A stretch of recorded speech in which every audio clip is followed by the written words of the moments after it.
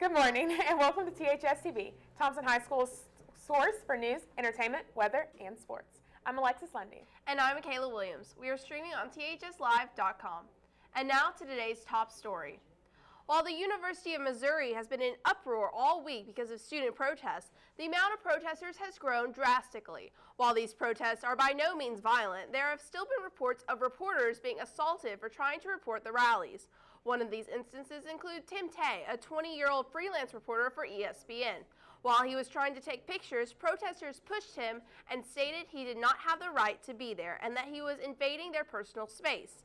The reporter fired back, telling them that they had no constitutional backing and that he had every right they did to be there. Even though the protesters got both the president of the university and the chancellor to step down, it seems that the rallies are still occurring. For more updates on this story and others around the country, keep tuning in to THS TV. Veterans Day. Well, earlier this morning, we honored our veterans in the annual Veterans Day program. And tomorrow, schools and businesses around the country will be closed to honor Veterans Day. But there's more to this holiday than just another day out of school. Reporter Sarah Jones takes us to the past with a look at the history of this holiday. World War I officially ended with the Treaty of Versailles was signed on June 28, 1919 in Versailles, France. However, fighting ceased 7 months earlier when an armistice between the Allied nations and Germany went into effect on the 11th hour of the 11th day of the 11th month. For that reason, November 11, 1918 is generally regarded as the end of the war to end all wars. In November of 1919, President Woodrow Wilson proclaimed November 11th as the first commemoration of Armistice Day. The original concept of the holiday was a day filled with parades and public meetings with a break from all business beginning at 11 a.m. This holiday was observed but did not become official until 1938 when an act passed by Congress made November 11th a legal holiday dedicated to veterans and the world peace that came out of the end of World War I called Armistice Day. The name was later changed to Veterans Day and became a day to honor veterans of all wars. Starting last week, the schools in Alabaster City schools honored their very own veterans by hosting annual programs where veterans from all wars can be recognized for their service and sacrifice to the United States. This morning, Thompson High School held a program where various organizations in the school, such as the Thompson Wind Ensemble, the Madrigals, and the JROTC, came together to show their appreciation for veterans. Even though school will not be in session tomorrow, remember the reason behind the holiday and take a few minutes out of your day to appreciate and honor the veterans and current military personnel who fight for our freedom. Reporting for THS TV, I'm Sarah Jones. Friday, Meadowview Elementary School held 2 Veterans Day assemblies. The first MVES assembly would host the veterans and commemorate them for their service. The first service would also have the University of Montevallo Clarinet Choir perform. The MVES choir would perform the Star Spangled Banner and America the Beautiful. And to end the Veterans Day assembly, the school would have 3rd grade speakers give thank yous to the soldiers who served. Now let's take a look at what's going on around our school in today's announcements.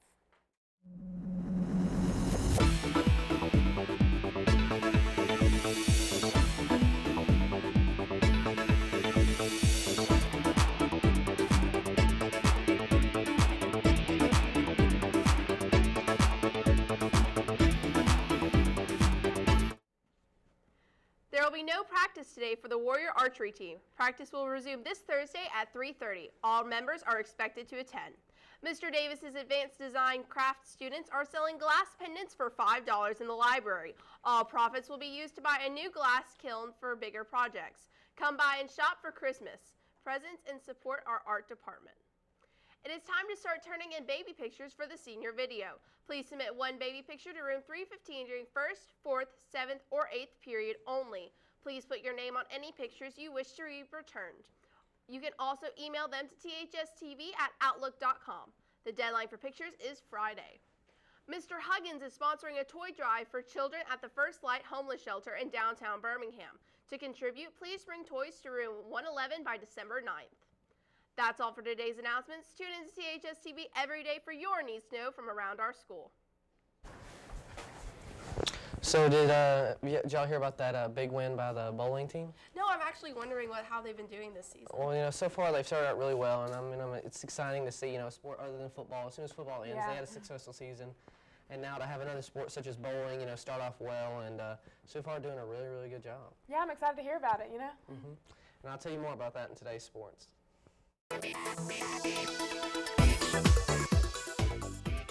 Still to come in today's sports, I'll tell you how the bowling team has started strong.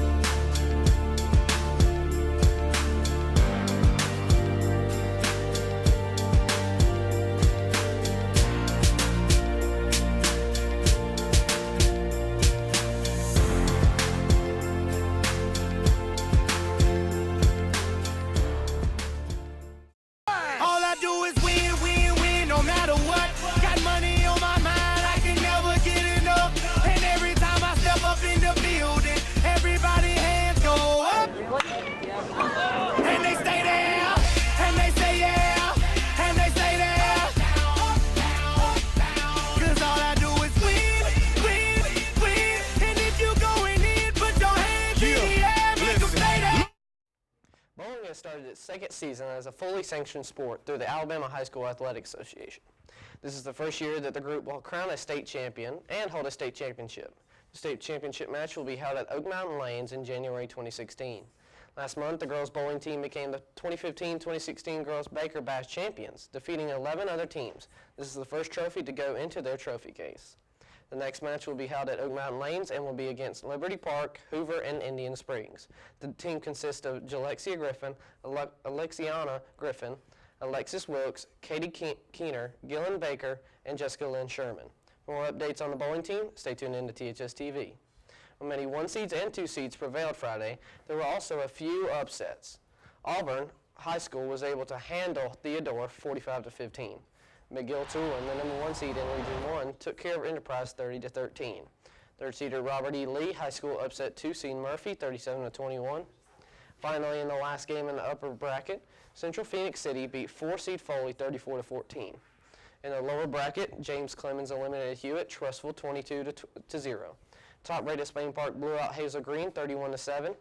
Hoover handled Buckhorn 38-7, and Vestavia, the 4th seed from Region 3, upset Bob Jones, one of the best teams in the state, 28-17.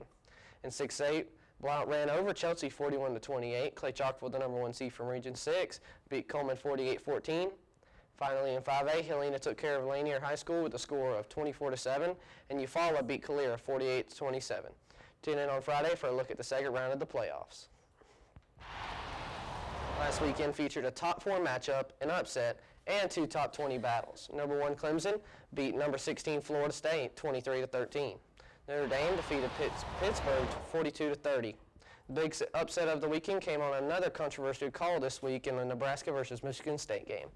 State led at the half and through the third quarter, but Nebraska scored 19 in the fourth quarter, including a completed pass to a player who ran out of bounds. But according to the officials, he was forced out and the touchdown counted, leading to a Nebraska win 39-38. In the weekend's second top 20 matchup, we have 2 undefeated Big 12 teams, TCU and Oklahoma State. But State controlled the game, scoring 14 points in each of the first 3 quarters and 7 in the final, to close the game with a 49-29 victory over the Horned Frogs. The college football playoffs had its first battle this week, with 2 of the top 4 competing to see who would remain at the top. Number 4 Alabama and number 2 LSU saw Alabama completely shutting down Heisman frontrunner Leonard Fournette and holding LSU scoreless in the third quarter. The Tide came out on top with a final score of 30-16, giving LSU their first loss of the season. That's all for today's sports. Tune in on Thursday for more sports headlines on THS TV's 5 on the 5s. Now back to Michaela with more news.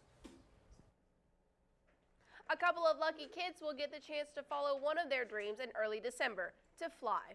The Shelby County Airport, located at the Alabaster-Calera line, is hosting a Young Eagles Day for kids to learn the ins and outs of flying an airplane. If you or someone you know is interested in attending, here are the quick facts. Flights are 100% free. All you need is a registration form. Takeoff times are at 9, 10, 11 a.m. and at noon, and each flight is supposed to last around 20 minutes. Now to Brady live in the studio. Twitter, Instagram, Snapchat, and more, it's almost unheard of to not have social media. But what if you didn't have access to all of your followers at the tip of your fingertips? What if you lived in a world without social media? One Instagram and YouTube star has made that decision a reality.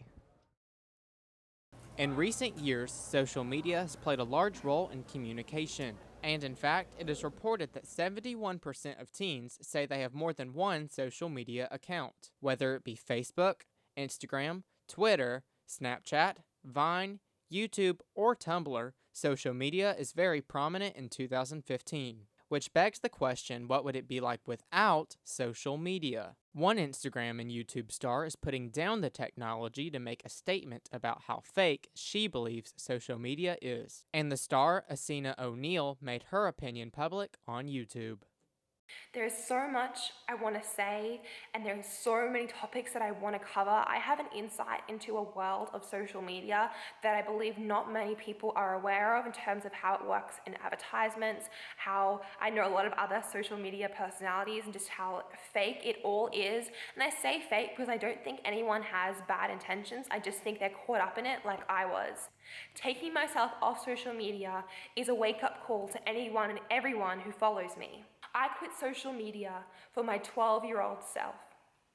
When I was 12, I told myself I meant nothing, that I was worthy of nothing because I wasn't popular online, I wasn't a model, I wasn't beautiful by society's standards.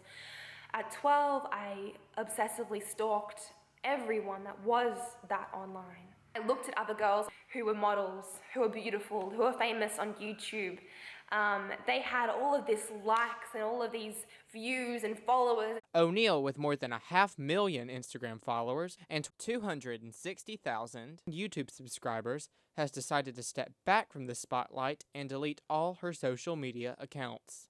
The story is being discussed worldwide, and the topic of social media, or not, is even being talked about in the classroom. I think it's interesting, and that's why I chose to bring this to my class to have an argument journal, because I do oftentimes think that kids really do kind of create this false persona of who they are via social media and the things that they choose to post and the things that they, choose to not post and the filters that they put on their pictures. But at the same time, I can't help but wonder, is that really who they are, that they're not able to kind of portray in a different way? I don't know, I have a lot of mixed emotions about it, but I thought it would be neat for my kids to kind of look at that and kind of weigh in on their ideas. I worry that it is limiting face-to-face interaction and that people are concentrating more on what they're doing because it's something that they can put on their social media site rather than something that they're doing because they feel passionately about it or because it's something that they really enjoy doing. I do have that concern. But, it's definitely something to pay attention to because everybody's using it. So how can we make sure that it's safe and how can we use it to educate ourselves and each other? I feel like she is in the wrong completely in that she has this misconception that social media is at fault when truthfully social media is completely in the eye of the beholder and that it's the same for everyone out there. So social media is not going to change for me as it would be for you, meaning that she chose to spend her time taking the perfect selfie and choosing the perfect dress, wasting her time instead of doing productive things because social media wasn't in control of her life. She was the one in control of what she could be doing with her life in terms of social media. What do you think about social media? As always, you can tweet us at THS News TV on Twitter. Reporting for THS TV, I'm Brady Talbert. Well, it's pretty cool how the bowling team had a great weekend last week. And some kids around our school in the theater department, they had a great week too. Yeah, I heard they had a really good weekend and some people are going to go to state. Yeah, and I'll tell you more about that in today's entertainment.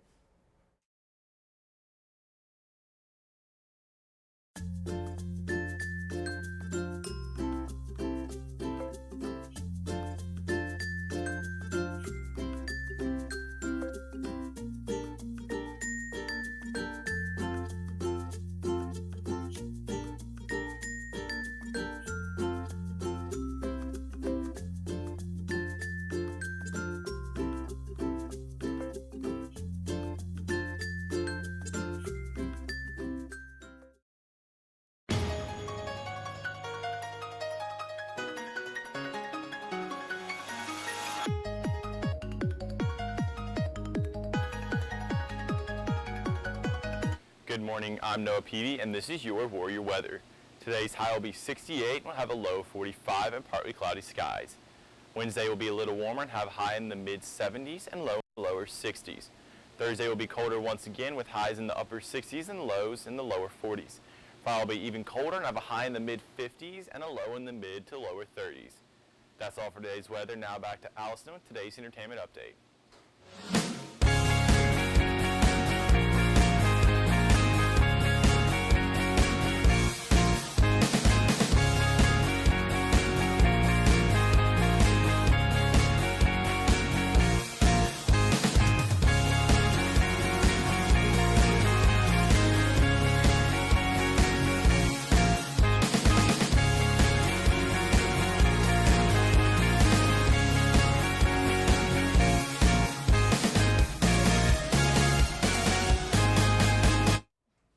The theater department is celebrating over 30 wins at their district competition this weekend. Students from the theater department competed in the Trumbauer Theater competition, sending 35 out of 44 acts to state. The next step for the students whose events pass the festival's criteria is state competition, which will be held in the first week of December. And you can catch the theater department in action this weekend with their production of James and the Giant Peach. Just because football season is over doesn't mean the visual ensemble is taking a break. The majorettes, color guard, and dance team are now in preparation mode for competition season. Even though the teams aren't actually competing until January, the girls started practicing last weekend. You can see the visual ensemble perform at select basketball games and school functions. Keep up with competition teams around our school, keep tuning into THS TV. It looks like Chloe Grace Moretz is about to get the full mermaid experience because the actress has been asked to star in the live-action film of The Little Mermaid. Moretz confirmed the news on Instagram and shared how excited she is to take on the iconic role. Until Moretz puts on her tail, she'll be keeping herself busy with a number of other projects. She is currently filming Neighbors 2, Sorority Rising, and just finished filming Brain on Fire. She will also be featured in The Fifth Wave and also has the film November Criminals set to release next year. Are you excited to see Chloe Grace Moretz as Ariel? Tweet us your thoughts at THS TV.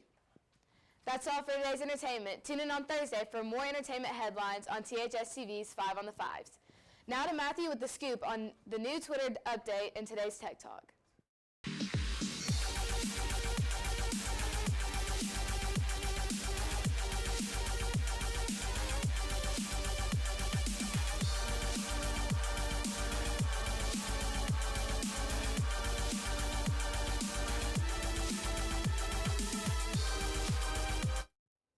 Haven't you heard? Everyone has been talking about it. The new update for Twitter came out and I have the details. With the world constantly looking at their phones, people who use Twitter might have noticed something that changed. While Instagram, Facebook, and iFunny have the like button to where if you like something, it would show a heart, but for Twitter, it had a favorite button showing a star. Twitter said that the reason to change the star icon was because it was confusing to newcomers. Twitter also says the heart is a universal symbol that resonates from all languages and is more expressive. To see if people like the new heart icon, Twitter ran tests before releasing it on the app. The test subjects were said to have loved it.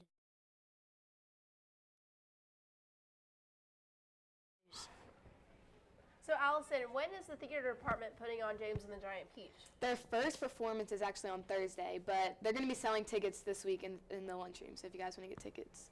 Awesome. I want to go because I always hear about their plays, and I'm going to see it, I promise. Yeah, they did Twilight Zone early this year, and it was a success, so hopefully that this one will be as well. Mm-hmm. And that's all for today's news. Tune in on Friday for a specific summary of a story we are covering on Friday. And follow us on Twitter for updates on events happening at THS this week. Have a great day.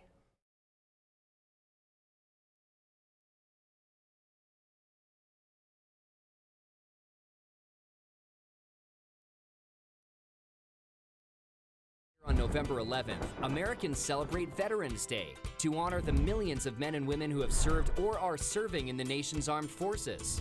But bet you didn't know the whole story behind the holiday. For starters, it wasn't originally called Veterans Day, but Armistice Day, to commemorate the truce signed between the Allies and Germany in World War I on the 11th hour of the 11th day of the 11th month of 1918. The first Armistice Day in the U.S. was celebrated on November 11th, 1919. All business was suspended for 2 minutes starting at 11 a.m., and parades and public gatherings were held to commemorate the occasion. Later, America also began honoring its unknown soldiers on Armistice Day, a tradition that continues today. At 11 a.m. every Veterans Day, a color guard ceremony represents all branches of the military at the Tomb of the Unknowns in Arlington National Cemetery. In 1954, the name was changed to Veterans Day, following a national campaign to have the day honor all veterans, not just those who served in World War I. And did you know, for 7 years, Veterans Day was actually celebrated in October? In 1968, Congress moved Veterans Day to the fourth Monday in October so that government employees could enjoy a long weekend. But in 1975, President Gerald Ford returned Veterans Day to November 11th due to the historical significance. And that's where it sits on the calendar today. And do you know the difference between Memorial Day and Veterans Day? Both of them honor those men and women who have served in the military, but Memorial Day honors America's war dead, while Veterans Day honors all American veterans, living and dead. The U.S. Census Bureau estimates that there are currently over 21 million living military veterans in the United States. More than 16 million of these served during times of war, while 5.5 million served during peacetime only. So this Veterans Day, don't forget to say thanks to some of the millions of men and women who have served our country.